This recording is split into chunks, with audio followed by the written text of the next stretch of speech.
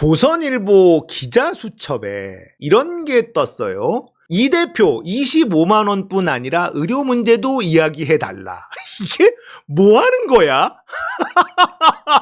주희연 기자 오늘자 기자수첩입니다. 내용을 보니까 참나. 이재명 대표와 윤석열이 회담에서 민생을 최우선 과제로 내세우겠다고 했다. 이재명 대표는 횡재세 도입을 언급했어. 전 국민에게 민생회복지원금 명목으로 25만 원씩 지급해야 한다는 제안도 준비 중이라고 해. 그런데 정작 의대 정원 갈등이 촉발한 의료 대란에 대해선 아무런 언급이 없어. 지금 가장 큰 민생 문제는 의료 대란인데 정치권 타협으로 돌파구가 열릴 수도 있는데 왜 이재명은 의료에 대해서는 아무 말도 안 하는 거냐? 조선일보가 도와줘요 이재명을 외치고 있어요. 도와줘요 이재명. 윤석열은 해결할 능력이 없다라는 걸 조선일보도 인정하고 접고 들어가는 거예요. 지금 아까 나왔던 것처럼 25일이 지나면 교수들의 사표가 수리되기 시작합니다.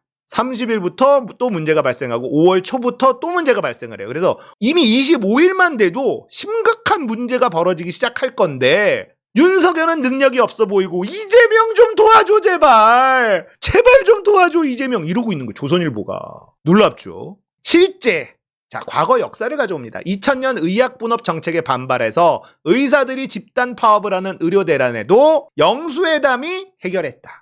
김대중 대통령과 이해창 총재가 영수회담을 가졌는데 의약분업 정책을 정상적으로 추진하되 의사가 처방한 약을 약사들이 임의로 바꿀 수 없도록 하는 중재안에 합의를 했다는 거예요. 그러니까 사실 의사들도 약사들도 의약분업에 둘 다 반대했어요. 하지만 지금은 약의 오남용을 막는 너무나 좋은 제도로 잘 정착을 했죠. 의약분업에 불만이 있는 국민들이 지금 없어요. 근데 이때 의사가 처방 전에 쓴 약 명칭을 적어준단 말이에요. 이걸 약사가 비슷한 성물의 다른 약으로 임의로 바꾸면 안 되도록 법제화하는 것 정도로 협상을 했다. 그래서 이거를 타결을 해냈다라는 겁니다. 당시 이회창이 사쿠라란 소리를 듣겠다. 상생해야 된다 이러면서 의사들 파업을 중단했고 의료대란 사태가 진정 국면으로 접어들었다. 이런 과거의 역사를 가져오면서 이재명 뭐하니? 이러고 있는 겁니다.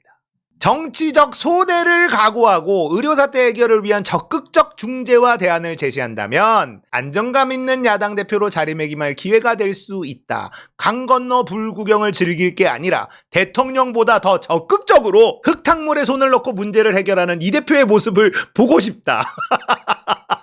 와 이거 애절한 수준 아니야? 제발 좀 윤석열의 대통령감 아니니까 이재명 네가 좀 해결해 줘야 될 거 아니야. 흙탕물에 손 집어넣고 문제 해결하는 모습을 난 좀 보고 싶어요. 야 조선일보에 이거는 뭐 진짜 뭡니까? 간곡한 뭐 지금 절규 아닙니까 이거 이 정도면?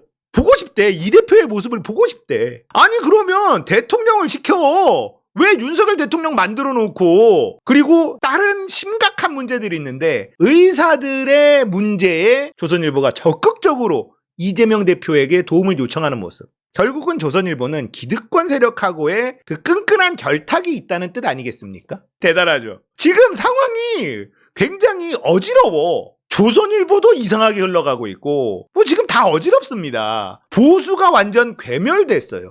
사실 대한민국에 보수도 없지만 저는 민주당이 보수라고 생각하고 저도 보수에 가깝다고 생각해요.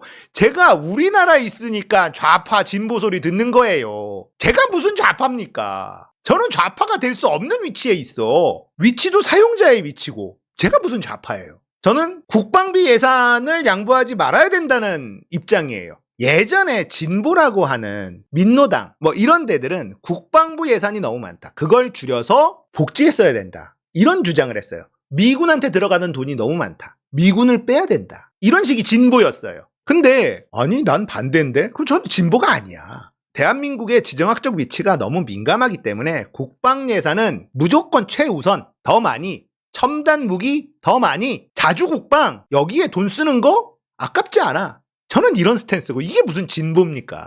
근데 우리나라에선 제가 진보가 돼요. 저는 보수에 가깝다고 생각합니다. 요즘에 논란되고 있는 금투세에 대해서도 저는 그렇게 긍정적이지만은 않아요. 금투세가 적용이 되려면 주식시장 자체가 미국하고 거의 비슷한 수준이 돼야만 되지, 그거 놔두고 금투세만 하는 거? 이 돈이 부동산으로 흘러갈 가능성이 있다. 큰 손들이 우리나라 주식시장에서 빠져나가면 그거 과연 이득일까라는 생각이 있어. 그러니까 이건 또 진보적인 스탠스는 또 아니죠. 그래서 저는 진보가 아니라고 저 개인적으로 생각하거든요. 근데 진보가 좋고 보수가 나쁘다가 아니잖아요. 결국은 목적은 같죠. 진보나 보수나 국가의 이익, 국가가 잘 되는 것. 하지만 방법론의 차이가 있는 거 아닙니까? 진보와 보수는 진보가 좋고 보수가 나쁜 게 아닌데 방법론이 서로 좀 다른 거죠. 근데 우리나라에서는 보수라는 것들이 보수가 아니잖아. 그냥 빨갱이 하면 보수라고 하니까. 일본도 만세해. 박정희 만세하면서 이승만 만세하고 박근혜 만세하면서 윤석열 만세하는 게 어떻게 보수야? 친일을 미화하는 게 보수가 될 수 있나? 보수는 기본적으로 민족주의적 성향이 강해요. 전 세계의 보수가 다 그래요. 그래서 극우들은 극단적인 민족주의 성향을 보이죠. 근데 우리나라 극우들은 일본 만세를 한다니까? 민족주의를 버려 김구를 테러리스트라고 불러. 그게 극우가 될 수가 없다니까요. 일본의 극우는 전쟁을 미화해요. 자기네가 침략한 전쟁을. 왜냐? 우리 민족이 짱짱맨이니까, 일본이. 근데 우리나라 극우는 우리 민족 등신들이야. 그러니까 이게 극우가 아니라는 거예요. 김구 선생님이 우익이고 김구 선생님이 보수예요. 민족주의 성향이 가장 강했던 지도자가 김구 선생님이란 말이죠. 우리 민족의 자주국방, 그리고 문화의 힘을 갖고 싶었고, 이런 사람이잖아. 근데 김구가 우익이 아니야. 이게 너무 이상한 지형이 만들어져 있다는 거예요. 이거는 군사 독재, 쿠데타, 그리고 3당 합당, 야합 이런 것들이 일어나면서 너무 많이 오염이 돼버렸어요. 청산하지 못한 역사들이 버무려지면서 대한민국 정치 지형이 오염돼 있어요. 너무 심각하게 오염돼 있어요. 그러다 보니까 제가 진보가 돼, 좌파가 돼. 내가 왜 진보 좌파가 되는지 나는 납득이 잘 안 돼요. 김대중이라는 정치인도 보수를 주장하던 사람입니다. 김영삼도 보수를 주장하는 사람이에요. 그런데 김영삼이 쿠데타 세력과 손을 잡으면서 보수의 타이틀을 가져와 버렸고, 자연스럽게 김대중은 진보의 타이틀이 씌워진 겁니다. 그래서 김대중 대통령은 젊었을 때부터, 정치할 때부터 자기를 보수의 스탠스에 집어넣었어요. 노무현이 진보인가? 노무현도 저는 보수 대통령이라고 생각하는데, 문재인이 진보야? 아니, 문재인은 누구보다 보수적인 대통령이었습니다. 안 그렇습니까? 우리가 하려는 개혁들 맨날 그 속도 늦어가지고 속 터지고 고구마 했었던 게 문재인인데 무슨 진보 대통령입니까? 안 그래요? 그런데 문재인이 좌파 빨갱이가 되는 나라가 대한민국이에요. 노무현이 좌파 빨갱이가 되는 나라가, 이재명은 급진이지, 급진이 돼버려. 이상하죠. 조선일보가 아무튼 이재명에게 도와줘요 이재명 하고 있어요. 근데 이게 이전에도 있었죠. 대구의 매일신문, 민주당 TK 맞춤형 총선 공약 반드시 지켜라. 한 명도 안 뽑아줘 놓고, 그래놓고 이 매일신문 이 사진 보세요. 이재명 도와줘요 하면서 법정에 들어서는 이재명 대표, 이런 사진을 쓱 올려놨습니다. 진짜 나쁜 놈들이죠. 도와달라고 하면 예의를 지키거나 엿먹어라 하면서 도와줄 건 도와줘.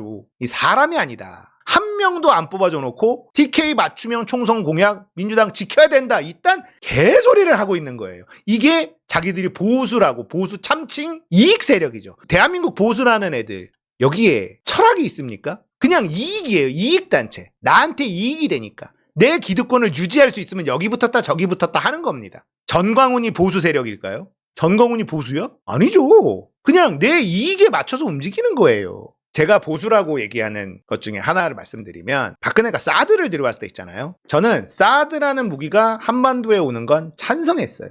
하지만 미군이 운용하는 게 아니라 우리가 운용하는 사드를 원했습니다. 첨단 무기, 좋은 무기는 많으면 많을수록 좋다가 저의 지론이에요. 중국이 반대하고 러시아가 그렇게 극렬히 반대하는데 갖다 놨어. 근데 그거 우리나라가 운영하는 게 아니에요. 미국이 운영하는 거예요. 그거 아무짝에 우리한테 도움이 안 돼.